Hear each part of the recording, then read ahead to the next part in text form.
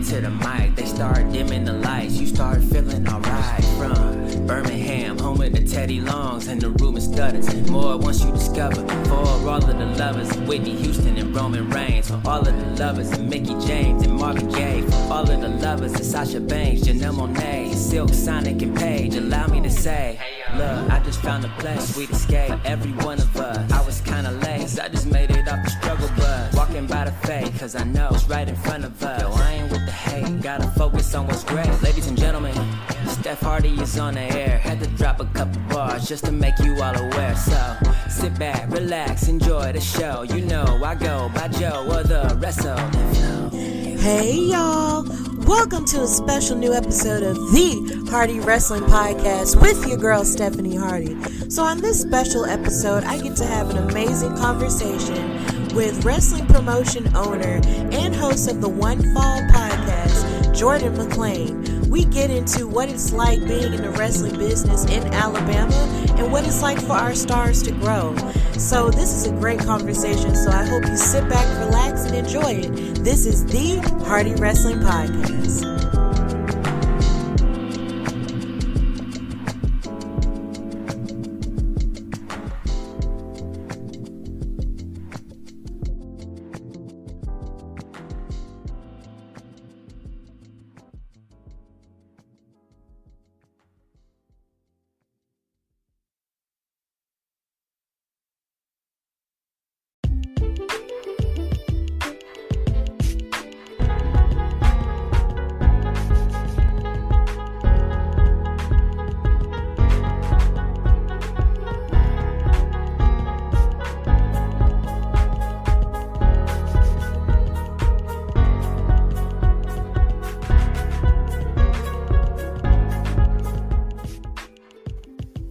All right. Hey, y'all. Welcome to the Hardy Wrestling Podcast. And this is the very first live interview that I'm doing on all of my platforms. So if you're watching, please share and just, subscribe and like, and don't be afraid to just check me out and everything I've got going on. So for this very first live interview, I have the amazing and the smooth vocal tones of Jordan McClain.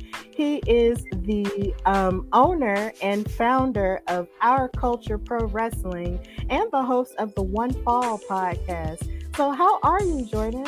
I am doing fantastic. Thank you for that marvelous introduction. Oh, you worth it. Come on now. It depends on who you ask. Some people, they won't give me half of that. So I greatly appreciate you giving me that. Well, I'm going to give you all of it and then some. So I have to start by asking you, when did you fall in love with wrestling? Ooh, I fell in love with wrestling. I'm going to tell y'all how old I am right here. I fell in love with wrestling in the summer of 1998, I believe it was. Mm-hmm. Just one random Monday night, scrolling through TV as a child does. And I happened to come across TNT. And I was like, why are these men fighting? What's happening here? Unbeknownst to me at the time, obviously, that's Monday Night Nitro. And I immediately, I remember like it was yesterday, it was Rey Mysterio. Mm-hmm. So Rey Mysterio always has a place in my heart because I distinctly remember one random summer Monday night, I happened to turn on the TV and there was Rey Mysterio doing everything that he was known for doing back then. But summer of 98 was when I fell in love with wrestling. See, that makes a lot of sense. And there's no need to be ashamed of, like aging yourself. Because, that's pretty much along the same time I started watching wrestling. But see, Stephanie, I be forgetting that I'm as old as I am. Because I feel a lot younger than I actually am. So when I say stuff like that, I started watching wrestling in 1998. It's like, ooh, 98. Okay. All right. 98. Okay. But yeah, like that's a pretty cool time, and the fact that you actually found, Rey Mysterio at that time, who was basically, a trailblazer for cruiserweight wrestling and also lucha libre and that type of representation, like during the Monday Night War and everything. Like that's a really good place to start. Basically, like that was when it was popping. Yeah, like I came in when it was popping. Exactly that, like that, and that I truly think is. I tell people that was, to me, maybe it's just because that's when I started, but that was the best time to get into wrestling because there were so many moving parts. WCW was hot. WWF at the time was hot. Mm-hmm. That, to me, that was the best time, but I guess a lot of people could argue now might be the best time, so. Yeah, it really does depend on who you ask because, of course, you have people who will say that their time was the best time or they love to reminisce on older times and all of that. But honestly, it's like when you keep up, if you keep up for years, it's like all of it still connects and makes sense no matter what time you watch it. And even when you pick it up, there's still so much to look back on and still so much to look forward to. And that's just the way that I love to see it. Like there's always something to look forward to when it comes to wrestling. So it's really exciting. So, what exactly has your journey been as a fan? Were there ever any moments where you kind of fell off with it, or have you always been consistent? Around like the mid 2000s, I kind of fell off. It just, it kind of, I don't want to say it got boring, but that kind of what it was. Like it was right after WWE had bought WCW, so there was this influx of talent in WWE, obviously too much talent that, they didn't really know what they were doing. I wasn't a big fan of TNA at the time. So around like the mid 2000s, I would say I kind of fell off and I picked it back up probably at the end of the, or beginning of 2010s, like right around the time I graduated high school. I was kind of getting back into it. And then of course, discovered indie wrestling a few years ago, and that kind of blew my mind and blew my whole world up as far as what professional wrestling could look like. Okay, I get that. I know a lot of people do really think that around that time wrestling did get kind of boring because there wasn't like the back and forth going on anymore because WWE made that acquisition and bought WCW, and they feel like it just really wasn't as active as it once was. And then of course you also have your fans. Like when I was in high school, a lot of people said when they stopped watching wrestling, it was when The Rock and Stone Cold left, and they were just like, nah, I'm never gonna watch it again, and they never picked it back up. Whereas when I would talk about it, they would be like, you still watch that? Are you serious? And I'm just like, yeah. I have gotten that so many times, even to this day. Like people now knowing what I'm doing, they'll be like, you used to always love wrestling, and I guess you just kept with it. Yeah, I kept with it. I love it. You know what I'm saying? If it's something that you love, then of course you're gonna keep up with it. You might fall off a little bit, but of course you're gonna stay in it and stay watching it and loving whatever makes you happy. So that's all it was for me. Yeah, for me, I stopped for maybe 2 years during like the early 2000s, and then my life was sort of going through some changes as a child. So then when I picked it back up and started watching it again, like in 2002, it was around the time Eric Bischoff became the general manager of Raw. That was when I started back watching it and stayed consistent with it ever since then.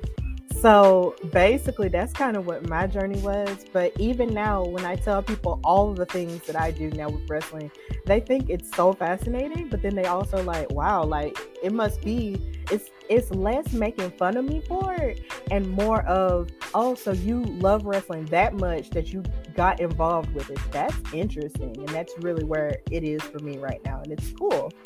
So yeah, and I imagine it's the same for you too. So yeah, it's definitely turned into admiration. People are admiring the fact that I've actually stuck with that this long, and that I still I can still find some way to enjoy wrestling somehow, some way. I'll find some way to talk about it. Of course, like doing a podcast or doing YouTube videos or whatever it is, there's some way to love wrestling now, and everybody's like, okay, yeah. I I can see it because you were always running around here as a kid loving it. So I could see how you would love it these days. Yeah. Did you watch it like with a person, or were you just watching it on your own? It was just me. Mm-hmm. It was, I mean, of course, like I grew up in a small, very small town. So, you know, kids at school, of course, would watch it and whatnot. But as far as like in my household, I was the only one. My mama knew The Rock. And for some odd reason, she knew The Big Show.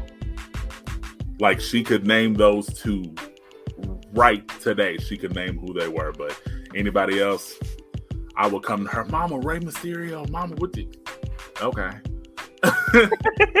So yeah, no, it was definitely just me. That's funny to me because for me, it was me and my dad. It's like my daddy watched it and then my grandmama watched it before him.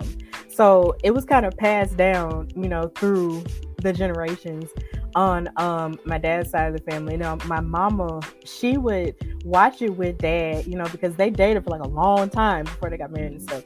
So it was just like she would watch it in passing, but never really paid it that much attention. But if you were to ask her now, like there's still a few people that even she knows in the present wrestling landscape, and you would think that she wouldn't because she doesn't pay attention, but it's like she knows more than she gives herself credit for. And it's funny because you would think that she wouldn't, but even when I talk about stuff that I'm passionate about and she'll listen, and it's just like, yeah, I know them. She knows them, and it's just so hilarious. My mom, you can't do that. Yeah. Pretty much anybody in my family, you ask them, hey, do I know about who? No, get away from me. Yeah, that's how it is with me, except they just, you know, see that I'm doing it now and they just be supportive. So it's okay. So you said you were from a small town. You mind telling the people where you're from? Because, you know, Gurley, we have a connection. Gurley, Alabama is where I'm from. Population, nobody. But that's where my family's from. I still got family out there. That's where I spent most of my childhood, was in Gurley, Alabama. Of course, now I'm in Huntsville, been in Huntsville. And Gurley is one of those small towns where, you know, when people ask you that question, where are you from? Oh, I'm from Gurley. Where? I'm from Huntsville. I don't feel like explaining. I'm from Huntsville. But surprisingly, some people don't even know what Huntsville is. Really? Even now? Even now, I've met people who are from Birmingham, like you, who have no idea where Huntsville is. They've never heard of it, don't know where it is, can't tell you what it's about. That's so crazy, because you would think now people would know what Huntsville is. Like, there have been wrestling events there, you have reality shows based there. Like, they seem to grow a lot. Like, it seems like they've grown in the last few years, so you would think they would know where Huntsville is. Oh my gosh. I will still come across people to this day. I'm from Huntsville. Oh, where is that? Huntsville, Alabama. Oh my God. You just told me you from Birmingham. You don't know where Huntsville. Okay. All right. Right. Because at least I know where Huntsville is. I've actually even been up to Huntsville maybe twice in my life, but I still know where it is. Now that's the thing, because I can't say that I've spent an extended amount of time in Birmingham before, but I know where Birmingham is, and I know how to get there. I know how long it takes for me to get there, but so if you don't know where Huntsville is, I'm not even going to try to get you to understand Gurley, because Gurley. How people, you know how people used to describe towns as like a one stoplight town? Yeah. That's Gurley. It's really small. Well, it's okay though, because you know people come from small towns and they do big things, and that's all that really matters, though, right? Period. Like me and you. Period. Yes. Exactly. So you mentioned that Rey Mysterio was one of your favorites. Did you have any other like really strong favorites as you've matriculated as a fan? Ooh, when I really got into it, obviously Rey Mysterio. Sting was definitely top 3 for me. I remember being a kid and having a bottle opener of NWO Wolfpack Sting, and I had that thing for years. I'm a kid, I don't need no bottle opener, but I had that. Ron Simmons, loved love Ron Simmons. His run as Farouk, mostly his run with APA, him and Bradshaw. Absolutely love that man. Who else? Of course, the usual suspects: The Rock, Undertaker, Stone Cold, Triple H. But as far as like my top three, for sure, Rey Mysterio, Sting, and Ron Simmons, 100%. I'm gonna cry if I ever meet any of them. Oh, that's a pretty solid list of favorites there. So that's really good. So what exactly inspired you to start One Fall, your podcast? Well, the way it started was my best friend and I actually got in the business together as the Marking Out Boys, me and Tevin. And what we did was something different than what anybody else was kind of doing in the area at the time. We would actually make vlogs. So we would go to the shows, film like highlights of the shows, and then give our reviews in vlog form. And of course, COVID came through, wrecked everything. Can't go to shows, can't, all this other stuff. And of course, then at that point, he and I, we couldn't link up and do our own podcast like we had started. So I asked him, I was like, are you, cool with me kind of doing my own thing? Because up to that point, we had been known as the Marking Out Boys. You didn't see me without him and vice versa. And he gave me the go ahead. And I was like, okay, I'm going to go ahead and start my own podcast. The original name of the podcast was much longer. And I got tired of saying it. The original name was The Following Podcast is Scheduled for One Fall. And I got tired of saying that. So I was like, let me just cut this short. Where can I cut? One Fall. Okay, One Fall. One Fall with Jordan McClain. That's okay, cool. That works for me.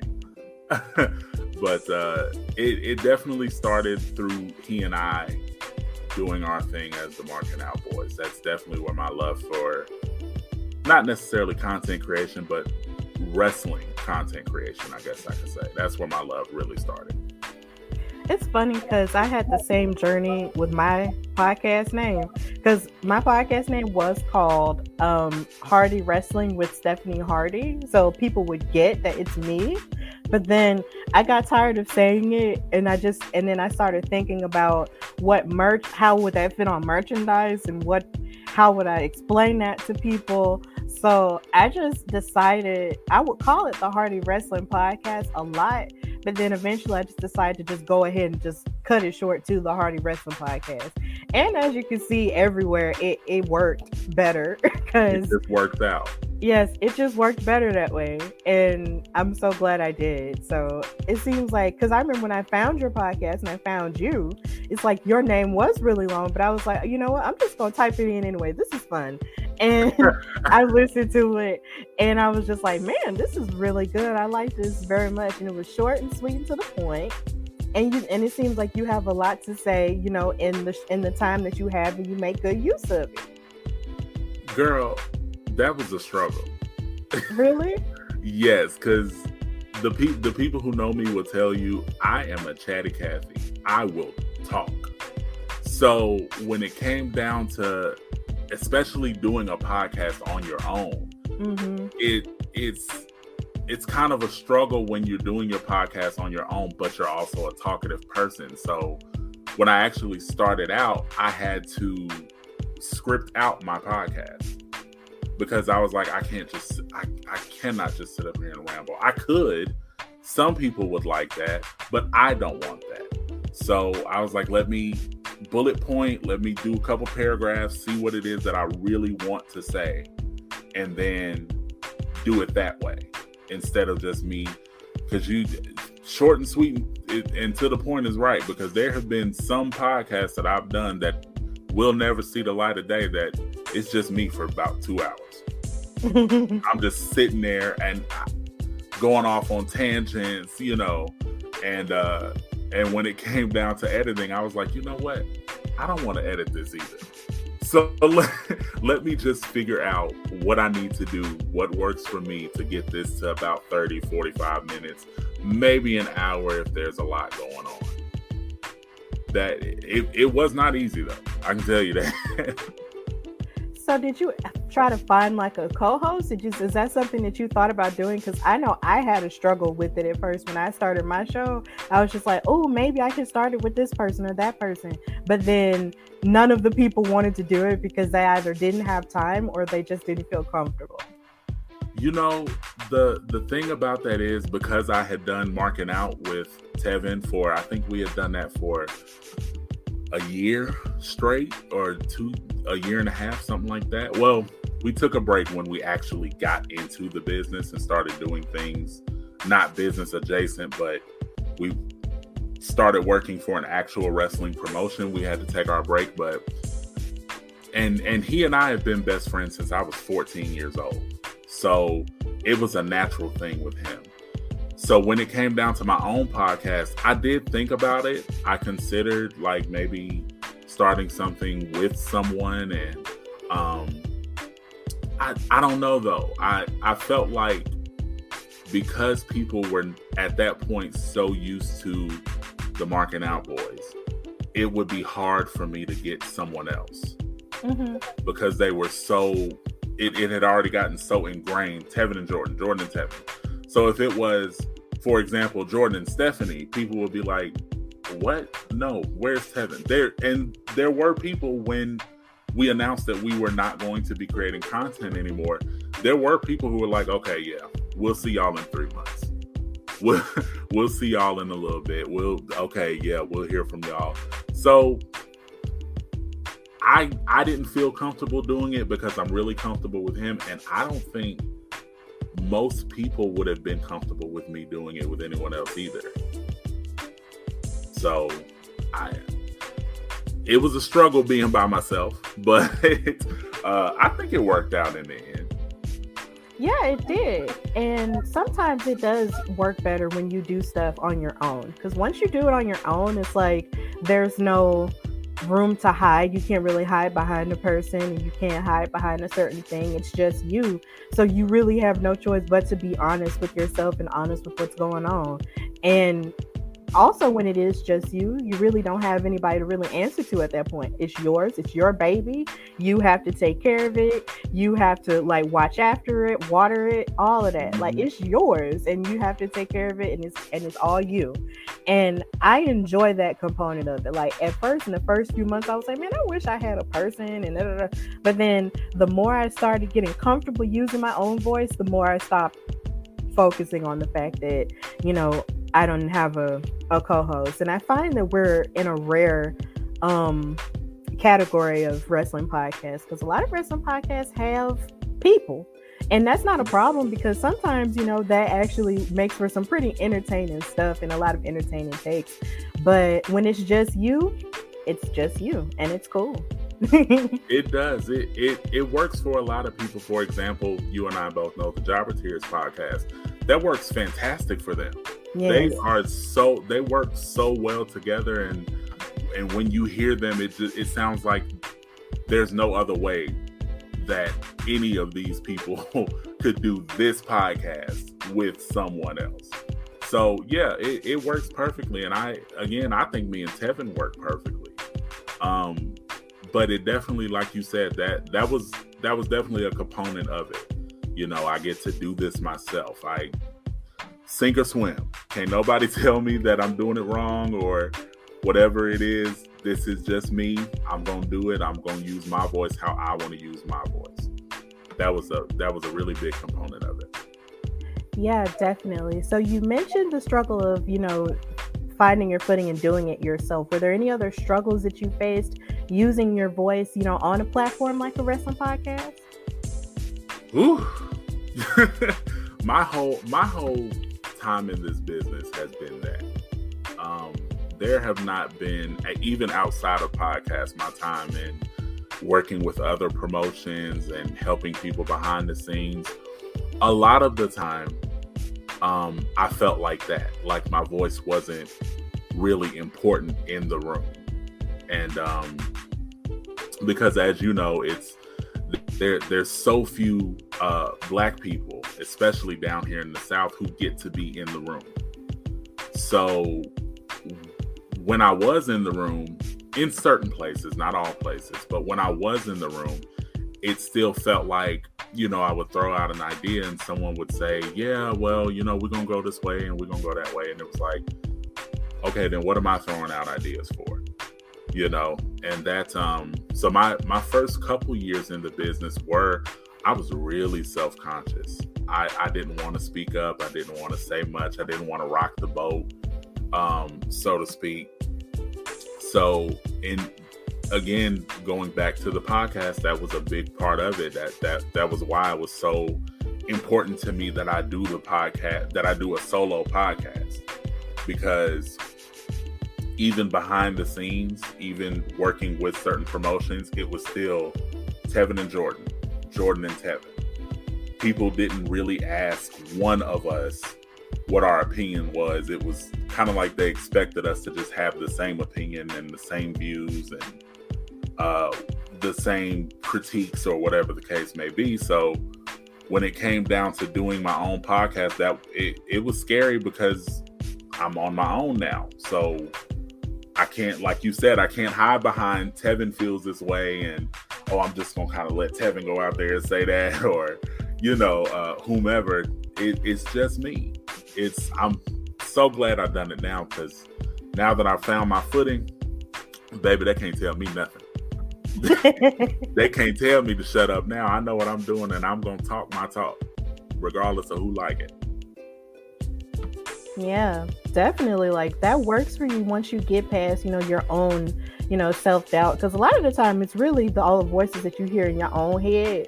Now, mind you, there are a lot of, outside barriers that comes to stuff like that. Definitely. I'm not going to say that those don't exist. And even as I've started, even just last year, like, I haven't really ran into a lot of that. But at the same time, I'm not going to, say that stuff like that doesn't happen to others. But once you do find your own voice and realize that sometimes the only person that kind of holds yourself back is yourself, and once you move those barriers out of the way, you're able to be, who you are and stand on that. So I'm really glad that you were able to push through that and, find your voice, because ultimately that's, how you thrive in a business like this, like with your ideas and such. So did you ever imagine becoming a wrestling promotion owner? Did you ever imagine that in your future? It was one of those childhood things. Like, all of us want to be a boss at some point. All of us want to run our own thing at some point. But if you would have asked me when I first got in the business, Jordan, do you want to run your own wrestling promotion? I probably would have laughed at you, because I know from working with wrestling promoters directly, working in wrestling promotions, and now, of course, all of putting my own thing together, it ain't no joke. It ain't no joke. So I did, like, I wanted to, and I always knew that it was a possibility. But if you had asked me, I'd have told you no. I don't want anything to do with running my own promotion. I'm good just being a utility player. I don't want to be the boss. But circumstances, of course, led me to throwing that out the window. That's funny, because I know when I was a kid, I never really wanted to be this form of myself or a boss at all. Like, there were other things that I wanted to do, like within music and so many other different things. Like, when I was a little girl, my dream was to be a Nitro girl. Like, but I know that's right, Nitro girl. Like, that's really what I wanted to be. But in any form of like dancing or any form of singing or whatever, like, that's kind of what I wanted to do with my life. But then somehow another, wrestling was just always there. It never left me. So now it's just like, I'm embracing the idea of maybe I'm meant to do something else, and maybe this does fit me well, and it's okay. So in my case, I'm doing something I never thought I'd ever do. But it's still fun, and I'm still enjoying it. It's hilarious. It's almost like,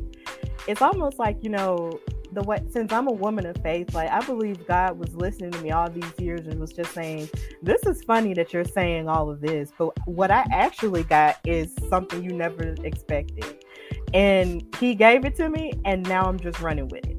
So that, yeah. I know that's right. I definitely, I saw myself running my own promotion, but not at 29 years old. I was certain that I was going to be a wrestler. And then when I first got in the business, when I actually got into the business, there was, I was having conversations about maybe being a manager because I love managers. I have always loved managers. So, you know, that was the conversation. I was like, okay, I'll put in a decade of wrestling and managing and learning everything. And then maybe, you know, 35, 40, I'll look into starting my own thing. But here I am, 29 years old. Now, what is going on? Why? I'm actually about to do, like, I will really, like, text my friends like, yo, I'm really doing this. I'm really about to, like, put together my first show by myself. Nobody's helping me. No one's, you know what I mean? That, like, this is just me. This is just my thing. It's so surreal sometimes. I'll just be laying in bed like, wow, this is really, you know, 6-year-old Jordan, 5-year-old Jordan is like really proud that this is what I'm doing. I can't book Rey Mysterio, but you know. But you can book somebody though. That's the important part. There you go. I right, can't book somebody. Mysterio, but doggone it, somebody getting booked. Exactly, that's the part. So you mentioned that you wanted to be a wrestler. Did you ever like look into training?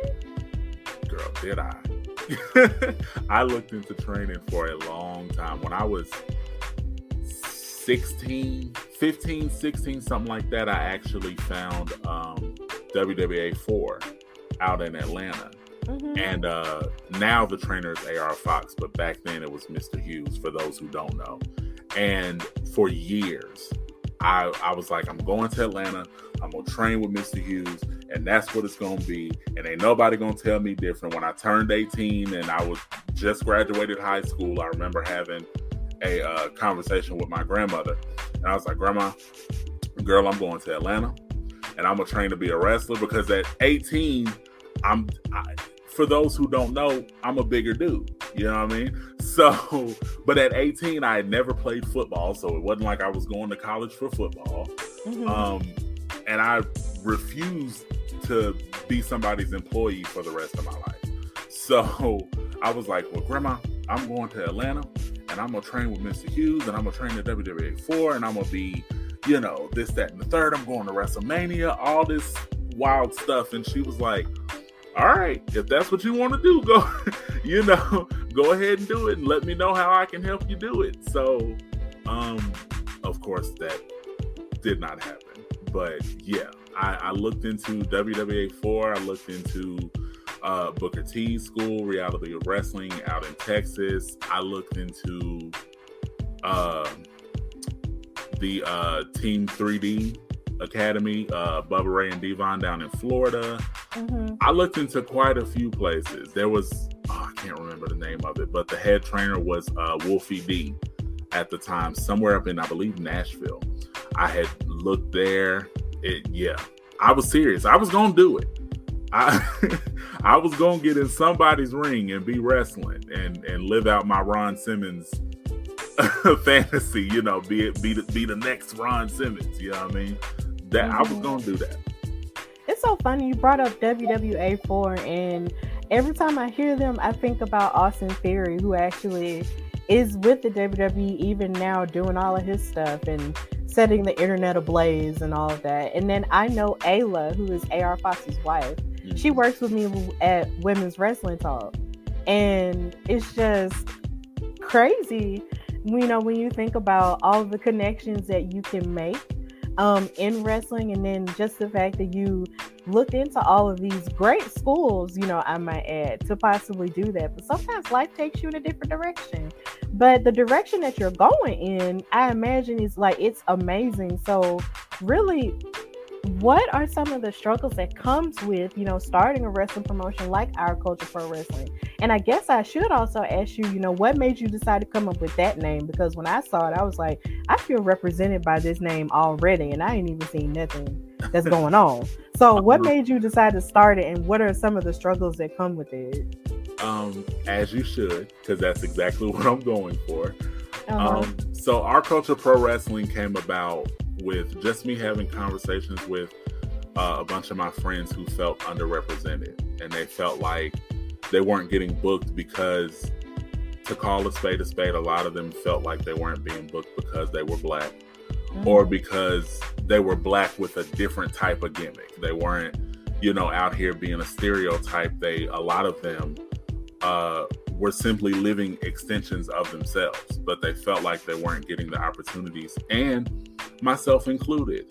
I felt like I had and have so much to offer to the business, but no one was really allowing me to just be me, and really go full throttle with some of the ideas that I had, or whether that be marketing or social media or booking a talent or something like that. So I had kind of had these conversations with a few of my friends, Skrilla the Great and Trevor Aon and Aaron Black and a number of other people. And the consensus that I started getting in my head was, we're not really represented here in the Southeast. And we try so hard and we work and we're always training and we're always putting out great promos and all this other stuff, but people are not wanting to book us. So my brain, me being me, I said, well, all right then, let's do something where y'all will get booked. Let's build our own thing. And I've always kind of been like that. That's how Marking Out came about, where Tevin and I were just kind of talking, and it was like, let's just do our own thing. Or I guess the phrase everyone likes to use now is let's build our own table. Mm-hmm. You know what I mean? Let's stop asking for a seat at their table and let's just build our own. So Our Culture Pro Wrestling, that actually was not the original name.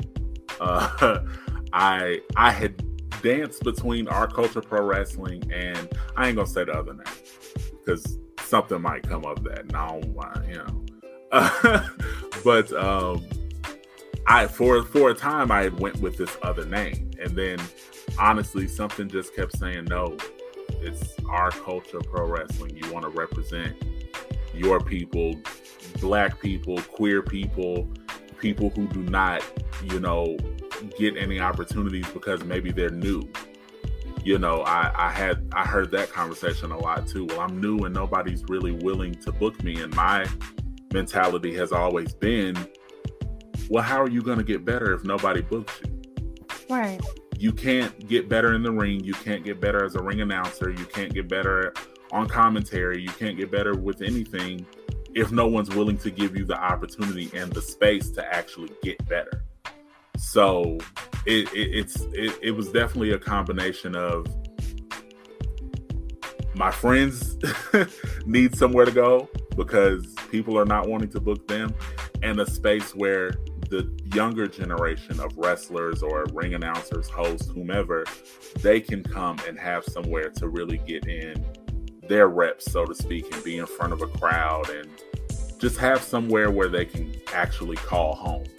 Mm-hmm. That's, a lot of people have home promotions, and I thought that OCPW would make a great home for a lot of people. And that's real, because, in this day and age, it's like you can't really, even as a Black person in wrestling, it's like you can't really just wait for somebody to give you an opportunity. It's almost like you have to create your own opportunities and take it, which is basically the story of us as a people. It's like sometimes we'll wait for someone on the outside to give us something, but even when they don't see us as worthy, it's like, okay, we're going to make our own thing. And it winds up popping off a whole lot more, than the other thing or the other company or say the other whatchamacallit. And you just continue to just thrive that way because you're feeding those who are like you, who would not have gotten an opportunity otherwise.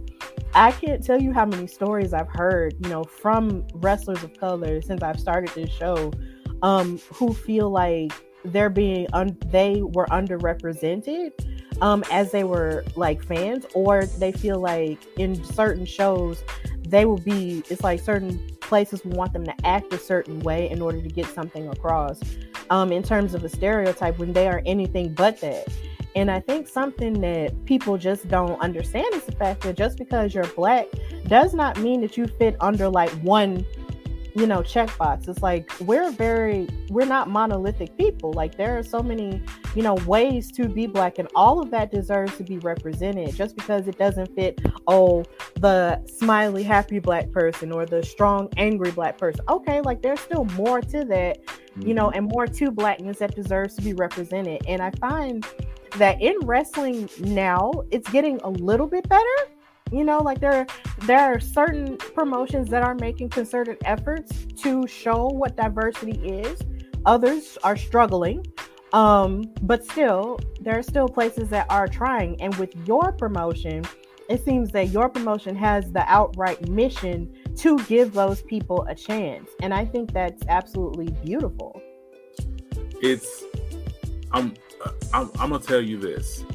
There have been times where Tevin and I went to work a show, and there are totally in the building, there are, let's be conservative and say 100 people in that building. Tevin and I quite literally were the only Black people in the whole building. Workers, fans, everybody. Tevin and I were 2 out of 100 the only Black people in the building. I can tell you stories of, when we were working a show, and we've had Black fans come into the show and come straight to us and be like, man, it feels so good to see Black people working this show, or just see other Black people in the building, because I was worried. I knew I was going to come down to this, to this show, and it was just going to be a bunch of white people. But to see y'all here and to see y'all working is inspiring. And I know that, when I first started going to indie shows, there weren't a lot of Black people being booked. It just wasn't happening. There were shows that were booking 1, maybe 2 Black people. And that's just Black men. Just as well as I do, if not better than me, Black women in this business, a whole different conversation. Like, they'll book 3 Black men before they book 1 Black woman, and further on, queer Black people, trans Black people. It's, and like you said, it's gotten a lot better. It has, I think, in the past couple of years. There are some people who are making strides and making efforts to actually showcase other, if you will. But it doesn't happen a lot down here in the South. And maybe that's just because it's the South. I don't know. So hopefully, prayerfully, that's what we're going to do. We're going to try to change that with OCPW just as much as we possibly can. But, I've told people, if we can just open the door, and then someone comes behind us and takes it even further, I'm good with that. I'm totally fine with that. We don't have to be the next WWE, the next AEW, but I would like to at least open the door for someone to come behind me and take all of this even further, not just in Alabama, but in the Southeast altogether. Definitely. So in the case of that, how do you feel about the state of wrestling now, in comparison, like basically, what do you think that's happening in wrestling that's good, and what do you think could be improved upon? Well, I think one thing that's great is that we're at least having conversations, because just not even 10 years ago, say 5 years ago, we wouldn't even be having the conversations of all Black shows or all LGBT shows or all women's shows like you work with the Belladonna division. That, there were some, but the conversation wasn't even being had. Now, these days, there's a lot more conversations being had, and in these predominantly white, male, straight dominated spaces that, hey, we need to bring in people who look like America. We need to bring in people who actually are diverse, not just, hey, here's our black person. Hey, here's our woman. You know what I mean? But actually and genuinely saying, no, black people should be world champions. Women should be main eventing shows and having their own prominent spots on shows. I understand that it's not possible to do overnight.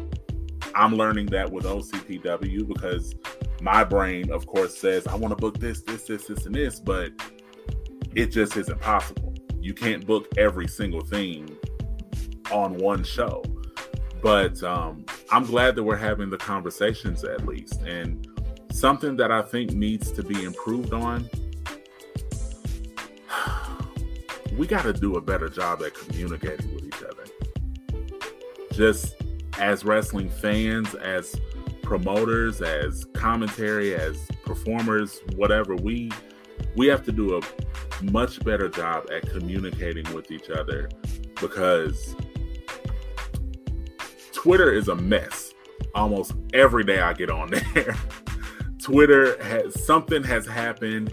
Everybody's blowing up. This wrestler said something stupid, but then this fan said something stupid, and it's all we have to start allowing each other to actually grow in wrestling. I think everyone's not going to get it, and everyone's not going to be able to do it right away. But I think if we allow each other to say, you know what, that person is growing.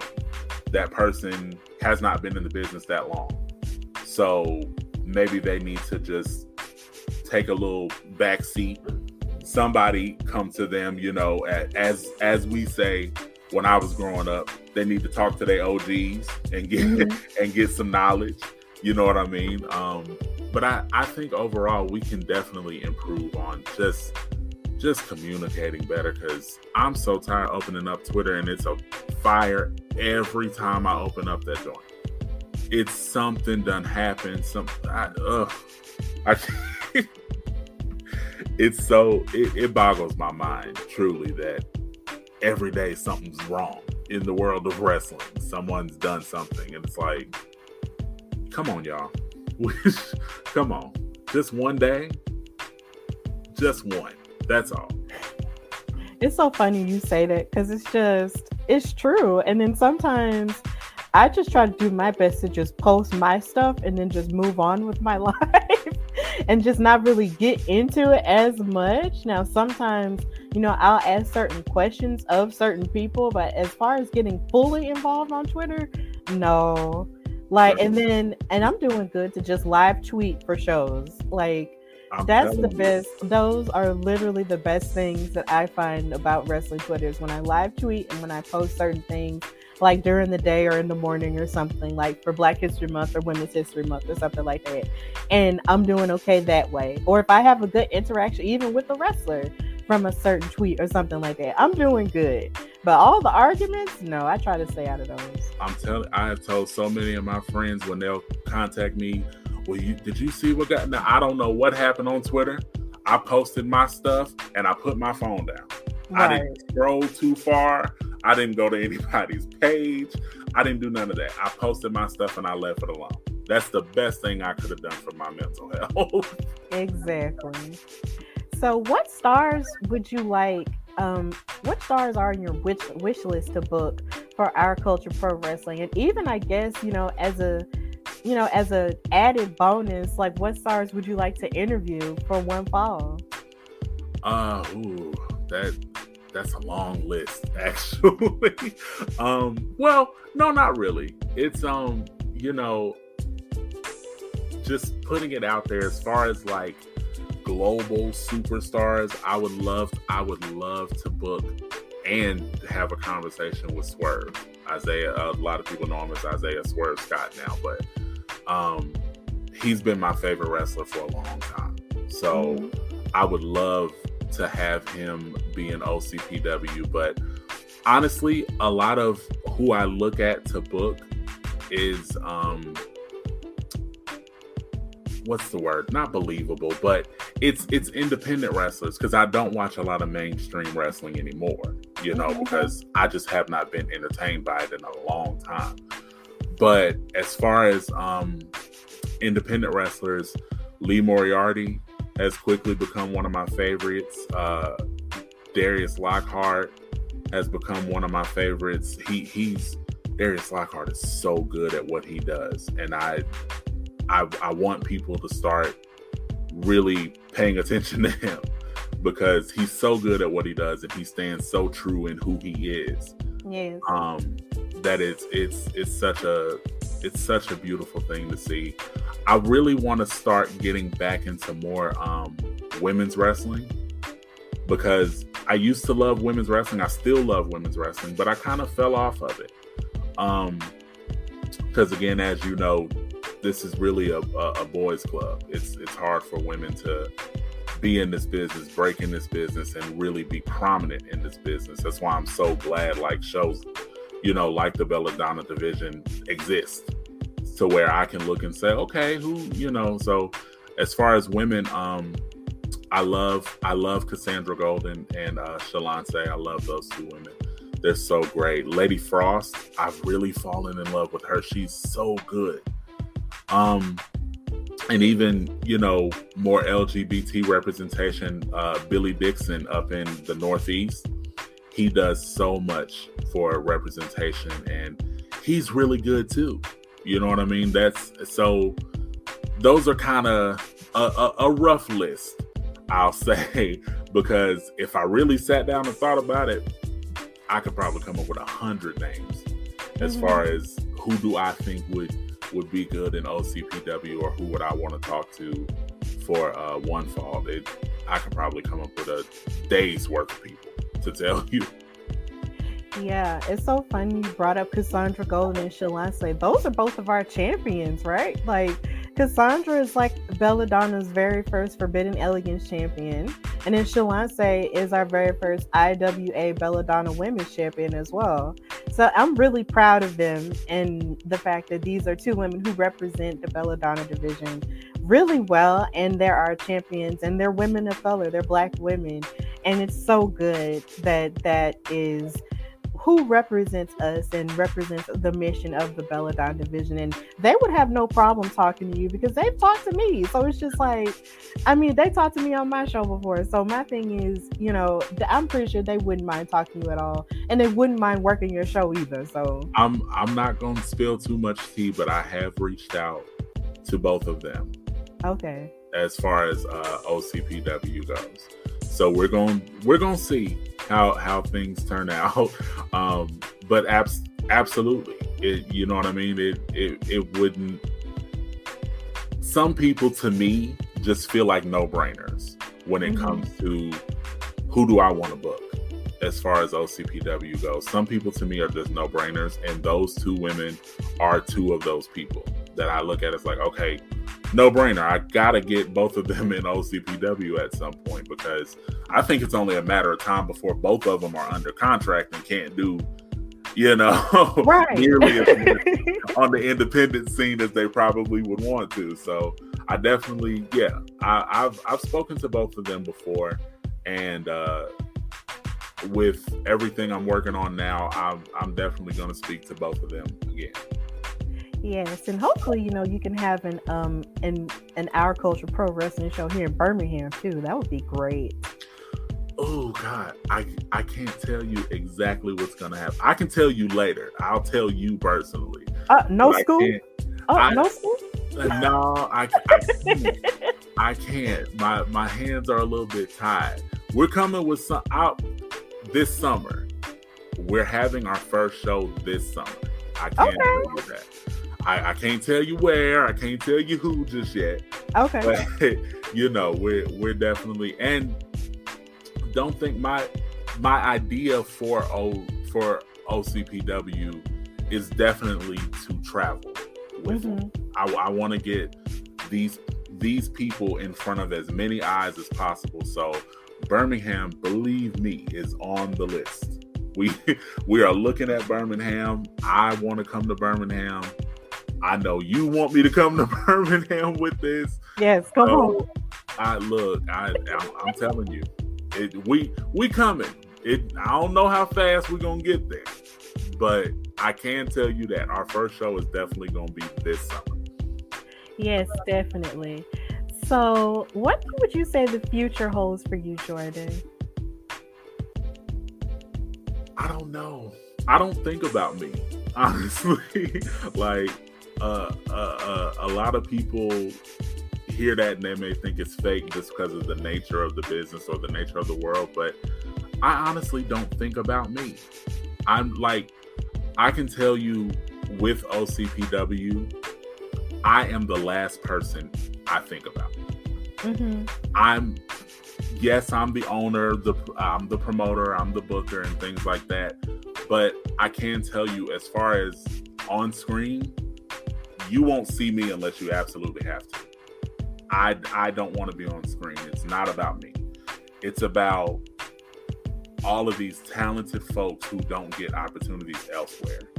It's about all of these young kids who are just coming into the business. They're just a few years in the business and they don't really have anywhere to go to kind of cut their teeth, so to speak. You know what I mean? It's that's what the hustle division is all about. You know, it's all about these young kids that's in this business and they need somewhere to go and really prove themselves. That's what it's all about for me. It's about having a space where people can be themselves without having to shuck and jive through it. It's about having a space where people don't have to be the token anything. I don't want you to be the token black, token white, token gay, token nothing. I want you to be able to come into an OCPW locker room and feel like you're at home. It's a family reunion as far as I'm concerned. So as far as me, honestly, genuinely, I don't think about me. I wouldn't mind being the next Vince McMahon or, you know, being the next Tony Khan or something, you know, but I'm good. As long as I can give these people opportunities to really showcase themselves and move on to bigger and better, if that's what they so choose, I'm good. I've gotten everything that I want as long as I can do that for the business and for my people. That's very well said. So I guess my last question would be, how has being from the state of Alabama sort of motivated you in, you know, your pursuit of your wrestling career? It's motivated me because I don't see me. Mm-hmm. And I never really have. You know what I mean? It's being from the South and being a black gay man, I don't see a lot of me anywhere. You know? So when it comes to what I'm doing in wrestling, that's always kind of in my head. Like, it's not lost on me that I'm a black gay man from Alabama doing something that is notoriously hard for everybody to do, let alone being a double minority when you're doing it. So it's definitely motivated me in the sense that there are people out there right now who are waiting to see a black gay man make a big change, you know, and again, we've started having it. Like I said, Billy Dixon with everything that he does up in the Northeast, even AC Mack, who I'm so incredibly proud of for everything that he's been doing as an openly black gay man. Not a lot of us get to do things in this business. Not a lot of us get very far in this business, and certainly there's not a lot of us owning things in this business. So I'm never gonna tout, oh, I'm the first, I'm the only, you know. If I am, fantastic. I'm glad to make history. I'm thankful that God is blessing me to make this kind of history. But that, again, that's not my focus. I know that someone somewhere needs to see me doing the things that I'm doing. You know, I know that some little black girl somewhere needs to see Stephanie Hardy doing everything that Stephanie Hardy is doing. You know what I mean? So that's what's always in my head. So I'm always motivated by young Jordan needed to see who this Jordan is. I'm being the change that I needed to see. And hopefully, like I said, hopefully, prayerfully, with everything that I'm doing, I can usher in a bunch of people who do the same thing. They're willing to come behind me and do all these amazing, fantastic things and really make history. It's not the goal. I'm just doing what I love doing, and I'm wanting to help people. But if we can make a little bit of history while we're doing it, that works for me. I'm good with that. Yeah, I definitely feel all of that. I just had to ask you that question because part of the reason why I even wanted you to be on, especially on live and being my first live interview, is the fact that we're both from here. You know, we're both from Alabama, even though we're from different parts.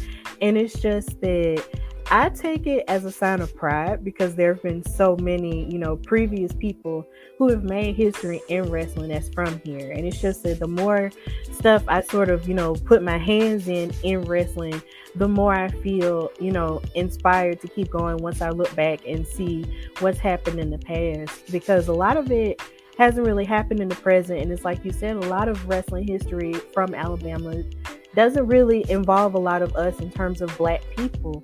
So if I can continue to be a good example, and if I just continue to work hard, I know I'm going to wind up somewhere. Don't know where, somehow. I know I'm going to wind up somewhere. So, because you know, I tell you all the time privately how proud I am of you. Because just as easily as I don't see myself, I haven't seen a lot of Black women come along and really take this business by storm like you're doing. You got the podcast, and now you're doing commentary for the Belladonna division, and you're doing women's wrestling talk, and like you're doing so much. And I love to see that, like you said, that Alabama connection. We don't, when it comes to wrestling in the Southeast, although there's a good history from Alabama, we don't hear Alabama in that conversation a lot these days. We don't. It's always Georgia, Tennessee, Florida, and those states are fantastic, and everything that they're doing is great. But Alabama's here too. We have a legacy here in Alabama, and in a lot of ways, people like you and I are starting a brand new legacy in Alabama. That's why it was so important for, you know, for a time I was thinking maybe I need to go to Georgia to do OCPW, because Alabama is strict and they got they got this, that, and the third. But again, that thing that told me that no, it has to be our culture pro wrestling, that same thing said it has to be done in Alabama. There are plenty of people doing it in Georgia, let them have it. There are people doing it in Tennessee, let them have it. Alabama is where you need to be. It's where you need to make your statement, and it's where your legacy truly needs to begin. That's what it was for me. So I'm so happy. I am so dang happy that I get to do this and that I get to be a part of something, you know, like I don't own the whole thing, but I would like to think that if I hadn't done it, somebody would have done it eventually, but eventually it's going to take too long. We got something to do now. We're in a great position now to really change things and really shake things up. So hopefully that's what we can do. That's certainly what we're going to try to do. Definitely. Us Bama kids got to stick together. Girl, what you said? Them Georgia kids stick together. Them Tennessee kids stick together. These Alabama kids got to stick together too. We got to make some things happen right here in our own home, because, you know, and no shade. Some people watching probably gonna think I'm being a little shady. I am, but you know, that's exactly what it is. It has to be Alabama. We we got to make some stuff happen here before we can go take on the world, leave a nice legacy right here in Alabama. Definitely. Well, Jordan, thank you so much for coming on this first live interview of the Hardy Wrestling Podcast. So if you could just take this time to tell everyone where they can follow you and see what you've got going on social media, you can do that right now. You can follow me personally on Instagram and Twitter and TikTok at Mr. Jordan McClain. You don't need to follow my Facebook. I don't need y'all in my business like that. But more importantly, you can subscribe to One Fall with Jordan McClain on any podcast app that you listen to, Apple Podcasts, Spotify, Stitcher, all that good stuff. Most importantly, you can follow Our Culture Pro Wrestling. We're on Facebook, Our Culture Pro Wrestling. We are on Instagram and Twitter as well, Our Culture Pro. And that's where I really want y'all to focus in, because we've made some announcements, but it's some more good stuff coming. Thank you so much. And per usual, for those who are watching this, know that you can follow me, your girl Stephanie Hardy, on Instagram and Twitter at Queen Steph Hardy, and follow the Hardy Wrestling Podcast on Instagram. Queen Steph Hardy. Yes. Y'all heard her. Queen Steph Hardy. Don't get it confused. And you're so silly. And you can follow the Hardy Wrestling Podcast at Hardy Wrestling Podcast on Instagram and at Hardy Wrestle Pod on Twitter. So we will see you later, and until next time, bye y'all.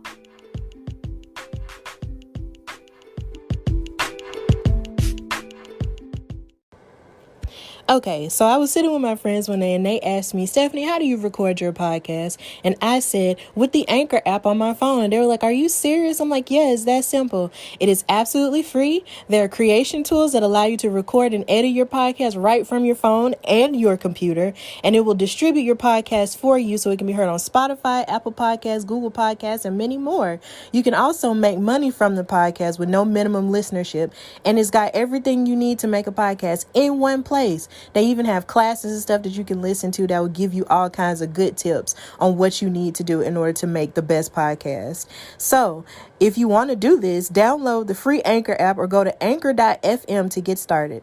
That's anchor.fm, or download the free Anchor app to get started.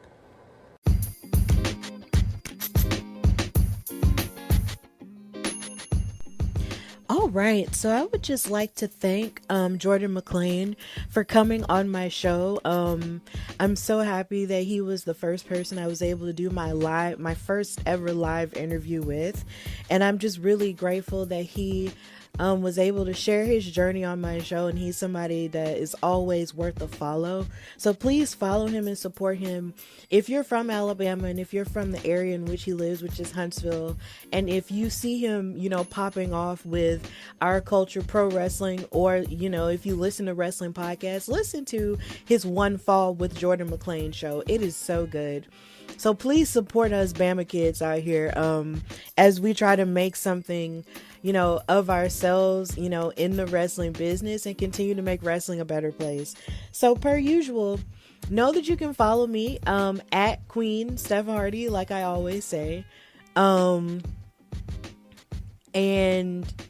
yeah, you can follow, Jesus, I lost my train of thought.